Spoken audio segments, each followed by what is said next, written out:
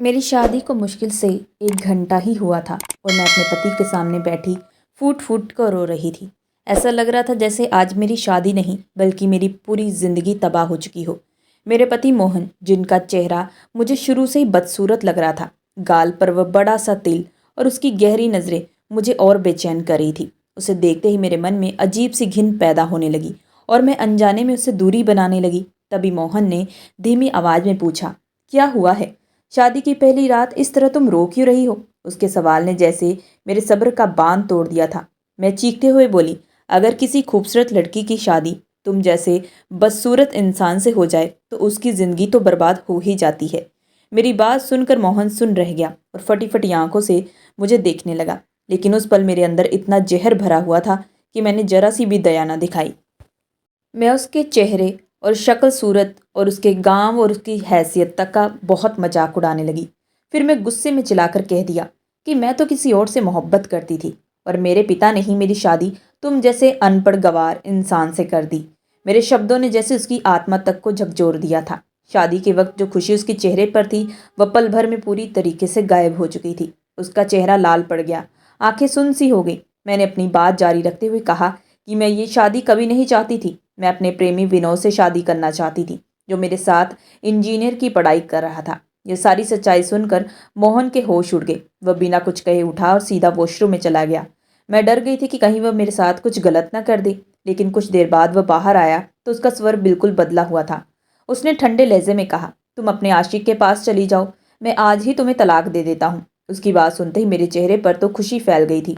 मैंने बिना एक पल गवाए अपना भारी लहंगा संभाला और तुरंत आगे बढ़ने लगी। तभी उसने पीछे से कहा कि वह गाड़ी का इंतजाम कर देगा जो मुझे सीधा विनोद के घर पर छोड़ देगी। ये कहते हुए उसकी आंखें भर आई। शायद वह अपने आंसू रोकना चाहता था, मगर रोक ना पाया। मुझे उससे कोई भी मतलब नहीं था। मैं तो बस कैसे भी करके वहां से निकल जाना चाहती थी।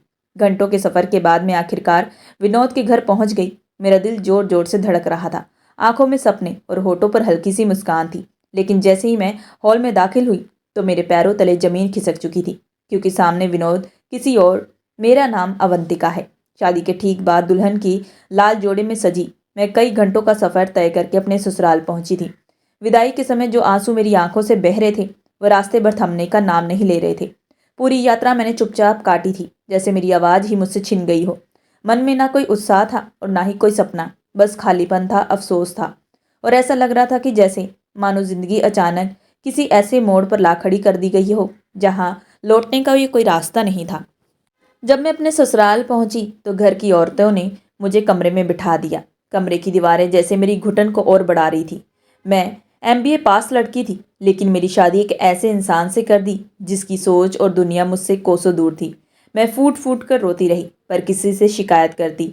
दिल में कोई खुशी नहीं थी, बस दर्द था, टूटन थी और गमों का ऐसा बोझ था जिसके नीचे मेरा दम घुटता जा रहा था। कुछ देर बाद मेरा पति मोहन कमरे में दाखिल हुआ। उसे देखते ही मेरे चेहरे पर नफरत और गुस्से के भाव साफ उभर आए थे। मैंने उसकी तरफ देखा तक नहीं और तुरंत चेहरा दूसरी तरफ मोड़ लिया। साधारण कपड़ों में, घनी मूंछों और रूखे चेहरे के साथ वह बिल्कुल भी पसंद के इंसान जैसा नहीं था।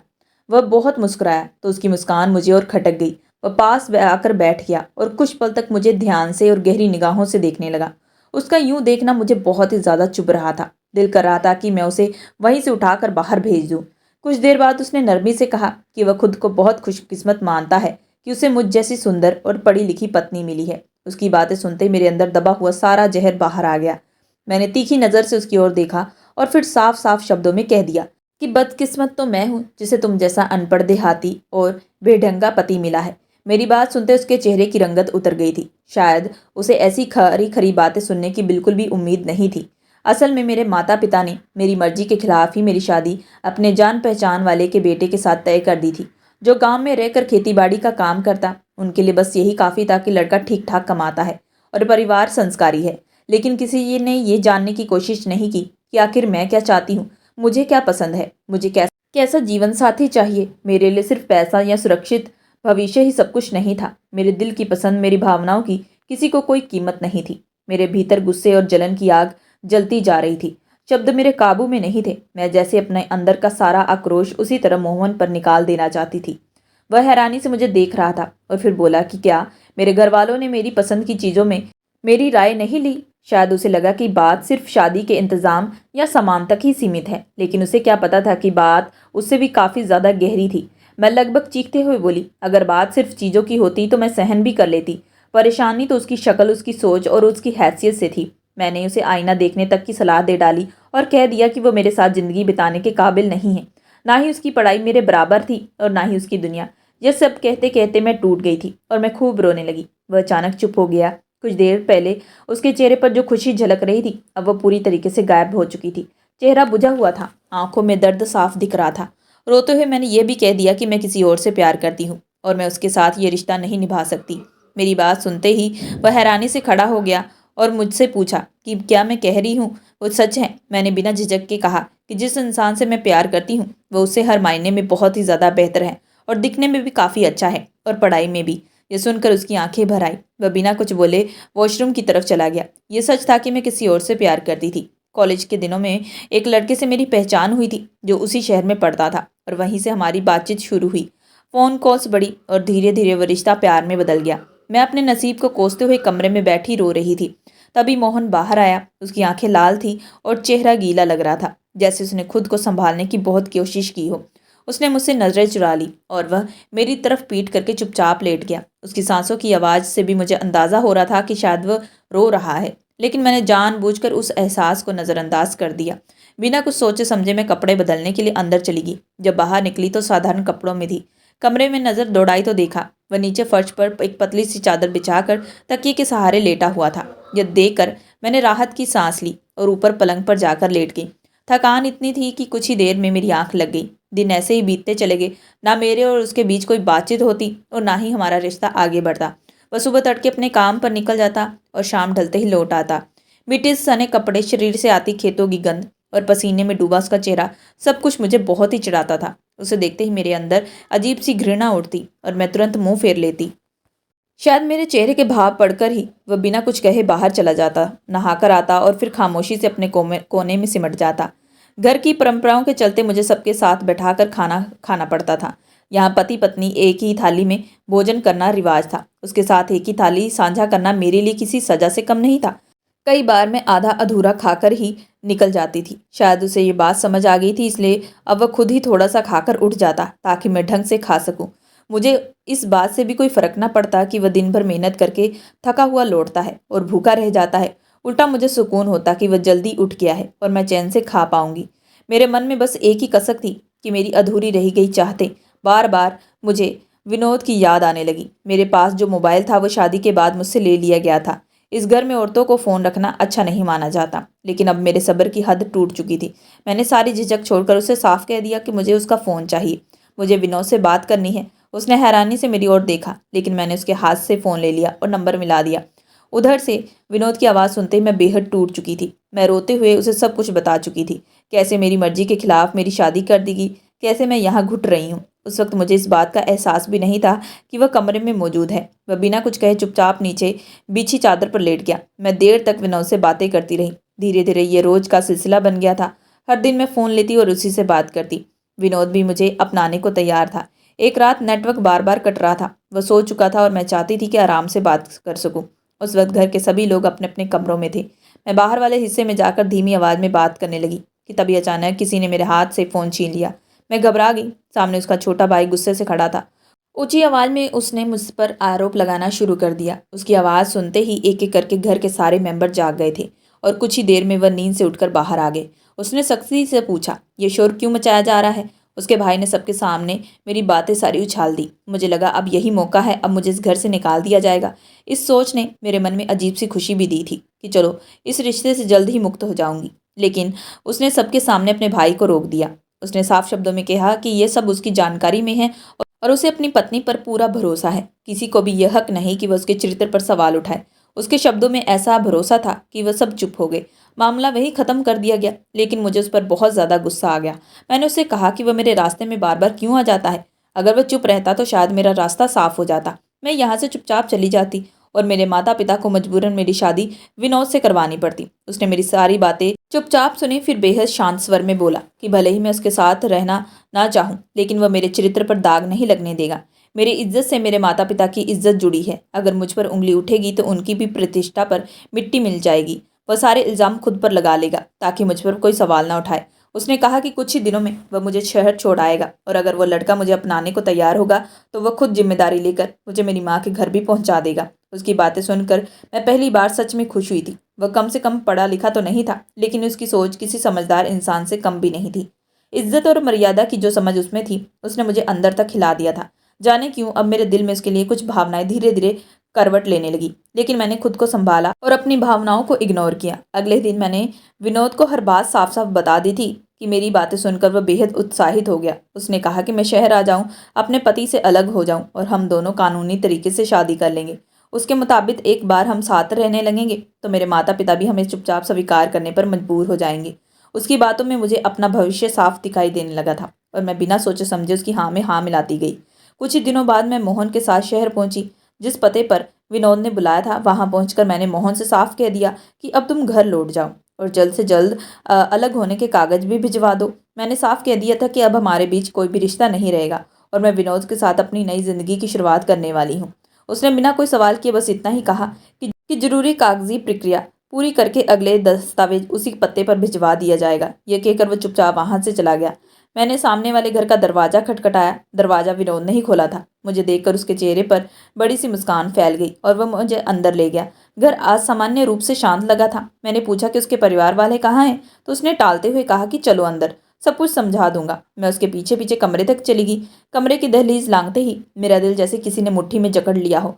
वहां पहले से ही दो अजनबी मर्द बैठे हुए थे। मुझे देखते ही उनकी आंखों में गंदी चमक उतर आई और होठों पर भद्दी हंसी फैल गई। उनमें से एक ने बेहयाई तरीके से मुझे ऊपर से नीचे तक देखा और ठहाका लगाते हुए बोला कि सामान तो ठीक है, इसके अच्छे पैसे मिलेंगे। इन शब्दों ने मेरी रूह तक को झकझोर दिया था। उसी पल मुझे समझ में आ गया कि विनोद ने मेरी जिंदगी को खुले बाजार में रख दिया है। तभी मेरे मुंह से कांपती हुई आवाज निकली, विनोद, ये लोग कौन हैं और ये लोग ये सब क्या बोल रहे हैं? मैंने उसकी तरफ देखा। वही विनोद जिससे मैंने टूट कर मोहब्बत की थी आज अजनबी सा खड़ा था। मैंने आगे बढ़कर उससे पूछा, तुमने मेरे साथ ऐसा क्यों किया? मैंने तुमसे सच्चा प्यार किया था। क्या इसी दिन के लिए? क्या मुझे यहाँ बेचने के लिए लाए हो? मेरी बात सुनकर वह हंस पड़ा। उसकी हंसी में कोई अपनापन नहीं था, सिर्फ जहर था। उसने बेरुखी से कहा, प्यार? तुम जैसी औरतें प्यार की बातें करती हैं? मुझे लगा था कि तुम समझदार हो, लेकिन तुम तो बस बोझ निकली। यहाँ सब चलता है, इमोशनल नहीं। मेरे जिस्म में जैसे बिजली दौड़ गई। मैंने गिड़गिड़ा कर कहा, कम से कम इंसान तो बनो। अगर प्यार नहीं था तो साफ कह देते। इस तरह मेरी इज्जत क्यों नीलाम कर रहे हो? उसने तेज तंज कसते हुए जवाब दिया, इज्जत? तुम्हारी इज्जत तब कहाँ थी जब तुम अब पति होते हुए रोज मुझसे रात को बात करती थी। आज ज्ञान देने आ गई हो? सच ये है कि तुम खुद ही गलत थी और अब कीमत चुकाने आई हो। उसके शब्द मेरे चेहरे पर तमाचे की तरह लगे।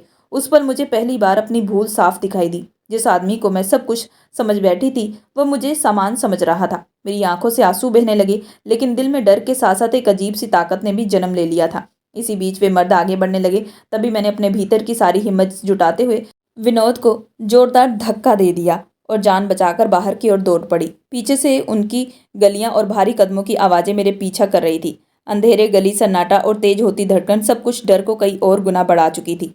तभी मुझे थोड़ी दूर पहर वह मोहन दिखाई दे रहा था। शायद किस्मत ने अभी मुझे पूरी तरह छोड़ा नहीं था। मैंने रोते चिल्लाते हुए उसका नाम पुकारा। उसने पलट कर देखा और बदहवास हालत में उसके पीछे जाकर मैं खड़ी हो गई।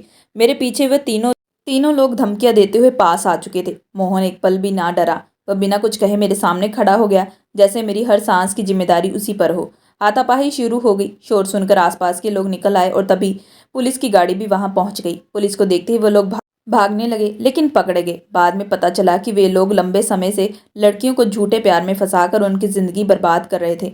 उस हफ्ता तफरी में मोहन को काफी चोट लग गई थी। उसके होठ के पास से खून बह रहा था। उस खून की एक एक बूंद मुझे मेरे अपराध का एहसास दिला रही थी। पहली बार किसी ने मेरे लिए चुपचाप दर्द सहा था। वह बिना कोई सवाल किए मुझे शहर के बाहरी हिस्से तक छोड़ आया। मैं उसकी तरफ देख भी नहीं पा रही थी। आज मुझे समझ में आ चुका था कि असली इंसान कौन था और मैं किस भ्रम में जी रही थी। जिस आदमी को मैंने छोटा समझा वही मेरे लिए ढाल बनकर खड़ा था और जिसे मैंने अपना सब कुछ माना उसने मुझे बाजार की चीज समझ लिया था। उस रात मेरे अंदर सिर्फ डर नहीं टूटा था, मेरा घमंड, मेरी नासमझी और मेरा झूठा प्यार भी बिखर चुका था। तभी मोहन ने मुझसे पूछा कि अब मैं कहाँ जाना चाहती हूँ, अपने मायके? मैंने धीरे से कहा कि नहीं, मैं आपके साथ चलना चाहती हूँ। मेरी बात सुनकर वह हैरानी से मुझे देखने लगा। अब मैं उसकी भावनाओं को समझ चुकी थी। मेरे माता पिता ने मेरे लिए सही इंसान चुना था, लेकिन मैं ही बाहरी चमक के पीछे भाग रही थी। समय रहते रहते अब मेरी आंख भी खुल गई थी। मैं बिना कोई सवाल किए गांव वापस ले गया। कुछ दिनों तक मैं उसे नजर ना मिला पाई, खुद को कोसती ही रही। एक दिन जब वह हमेशा की तरह आधा खाना छोड़कर उठने लगा तो मैंने उसे तुरंत रोक लिया और पूछा कि वह पूरा भोजन क्यों नहीं करता। तो वह चुपचाप बैठ गया और पहली बार उसने ढंग से खाना खाया। उसी दिन मैंने उसका ख्याल रखना शुरू कर दिया। मुझे एहसास हो रहा था कि सिर्फ मन ही मन पछताने से कुछ नहीं बदलेगा। एक रात मैंने हिम्मत जुटाकर उसके सामने बैठकर माफ़ी मांगी। मैंने कहा कि मैंने इंसान को परखने में बहुत बड़ी गलती कर दी। हीरे को छोड़कर मैं कांच के पीछे भागी थी। मैं रोती रही लेकिन वह खामोश खड़ा रहा। वह बिना कुछ कहे नीचे चादर बिछाकर लेट गया। जब मैंने उसका हाथ पकड़ा तो उसने शांत स्वर में कहा, मेरा स्थान ऊपर है, पलंग पर है। मैं फिर गड़गड़ाई, अपनी गलती स्वीकार कर ली, लेकिन उसकी चुप्पी टूटने का नाम नहीं ले रही थी। धीरे धीरे शादी को कई महीने बीत गए। उसकी खामोशी वैसी ही बनी रही। वह ना हंसता था ना खुलकर बात करता। एक सब उसने मेरे हाथ में कुछ कागज थमा दिए। मेरे पैरों तले जमीन खिसक गई। मैं रोने लगी और डरते हुए बोली कि वह मुझे अलग ना करे। उसने सिर्फ इतना कहा कि पहले उन्हें पढ़कर हस्ताक्षर कर दूं। यह कहकर वह कमरे से बाहर चला गया। मुझे नहीं पता था कि जब किसी के दिल से इंसान उतर जाता है तो माफ़ी भी अब बेअसर हो जाती है। मैंने कागज हाथ में लिए बहुत देर तक रोई, लेकिन उन्हें पढ़ने की हिम्मत न जुटा पाई। मैंने तय कर लिया था कि रात को उसके पैरों में गिर कर उससे माफ़ी मांगूंगी, चाहे कुछ भी हो जाए। रात को जब वह कमरे में आया तो मैं सच में उसके पैरों में बैठ गई और रो रो कर माफ़ी मांगने लगी। उसने मुझे दोनों हाथों से उठाया और गंभीर स्वर में कहा, अगर तुम वो कागज पढ़ लेती तो शायद तुम बेबस होकर न रोती। मोहन ने अलमारी खोली और एक लिफाफा निकालकर मेरी ओर बढ़ा दिया। उसकी आवाज़ में कोई कठोरता नहीं थी, बस एक अजीब सी ठंडक थी। उसने कहा, वंतिका, ये तलाक नहीं है। मैंने कांपते हाथों से कागज थामे, आंखों से बेहद आंसू रो रो कर जब मैंने उन्हें देखा तो मेरी सांसें अटक गई थी। वे दस्तावेज खेतों के थे, वही जमीन जिसमें वह रोज सुबह पसीना बहाता। उसने अपनी पूरी हिस्सेदारी मेरे नाम कर दी थी। मैं अवाक उसे देखती रही। वह ऐसा क्यों कर रहा था? मैंने धीमी आवाज में पूछा, मोहन, मुझे ये सब नहीं चाहिए। तुम ये सब मेरे नाम क्यों कर रहे हो? वह बस इतना बोला, क्योंकि तुम मेरी पत्नी हो। मैं कुछ दिनों के लिए शहर जा रहा हूँ, लौट आऊंगा। मैंने बहुत मना किया पर उसने एक ना सुनी। जबरदस्ती मेरे हस्ताक्षर करवा लिए। अगले दिन वह शहर के लिए निकल गया। उसके जाने के बाद घर सूना नहीं बल्कि डरावना हो गया था। हर बीतता घंटा मुझे बेचैन कर रहा था। 4 दिन ऐसे गुजरे जैसे 4 साल, लेकिन 5वें दिन जब वह लौटा तो अपने पैरों पर नहीं बल्कि लकड़ी की चारपाई पर। गांव में हलचल मच गई थी कि शहर से मोहन का शव आया था। उसके साथ उसका एक परिचित था जो सिर झुकाए खड़ा था। मोहन को उस हाल में देखकर मेरे भीतर कुछ टूट गया। मुझे कुछ याद नहीं कि मैं कब गिर पड़ी, कब चिल्लाई।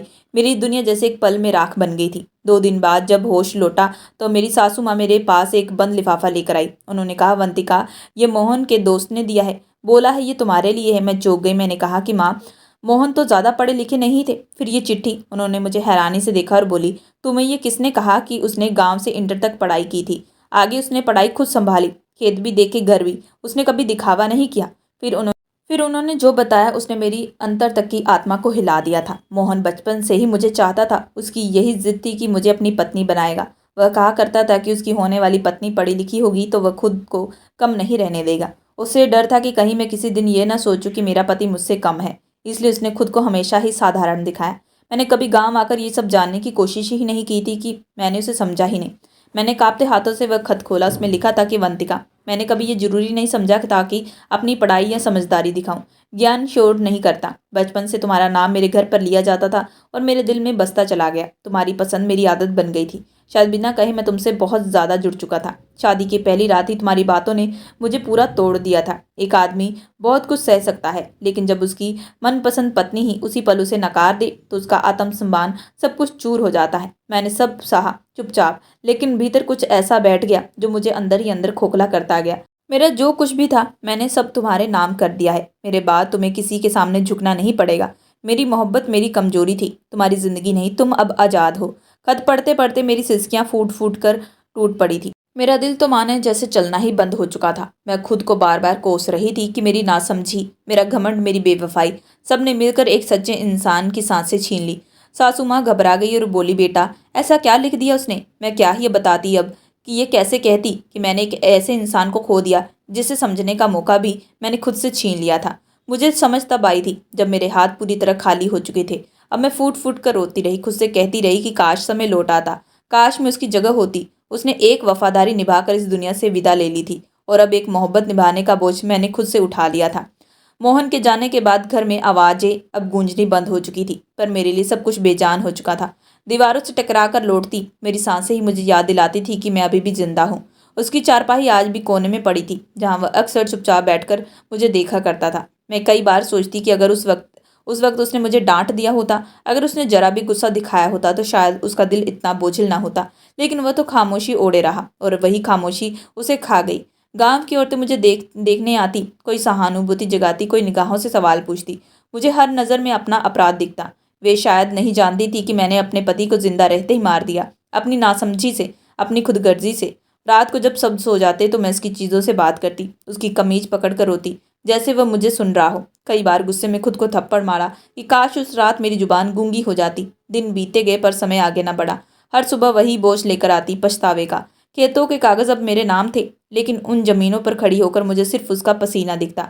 वह जमीन नहीं थी, उसकी जिंदगी थी, जो उसने मेरे नाम कर दी थी। लोग कहते थे कि वह बहुत अच्छा आदमी था, और हर बार ये सुनकर मेरा दिल फट जाता, क्योंकि वही अच्छाई मैंने कुचल दी थी। एक दिन सासू माँ ने मेरे सिर पर हाथ रखा और कहा कि बहू, वह तुम्हें माफ करके गया है। मैं फूट फूट कर रो पड़ी। माफी? माफी तो तब मांगी जाती है जब गलती करने वाला सामने हो। यहाँ तो वह चला गया था, हमेशा के लिए। अब ये माफी नहीं थी, ये सजा थी पूरी जिंदगी की। मैंने उसी दिन अपने मन में एक वादा किया। मैंने कहा कि मोहन, मैं अब तुम्हारे नाम की सांस लूंगी। तुमने एक वफा निभाकर जान दे दी है, अब मेरी बारी है। मैं इस नाम को, इस इज्जत को, इस प्यार को कभी भी दागदार नहीं होने दूंगी। मैं जानती थी कि ये कोई प्रायश्चित नहीं था, ये बस इतना था कि अब मैं अपनी हर सांस में भी उसकी कमी महसूस करूं। और यही मेरी सबसे बड़ी सजा थी। जिस प्यार को मैंने हल्के में लिया था, वही प्यार मेरी पूरी जिंदगी का बोझ बन चुका था। और यही सच है, अक्सर अक्ल तब आती है जब लौटने के लिए कुछ बचा नहीं होता। तो दोस्तों, ये थी आज की कहानी। आपकी इस कहानी पर क्या राय है, मुझे कमेंट करके ज़रूर बताइएगा। कहानी पसंद आए तो चैनल को लाइक और सब्सक्राइब जरूर करिएगा, एंड बेल आइकन का बटन जरूर दबाइएगा।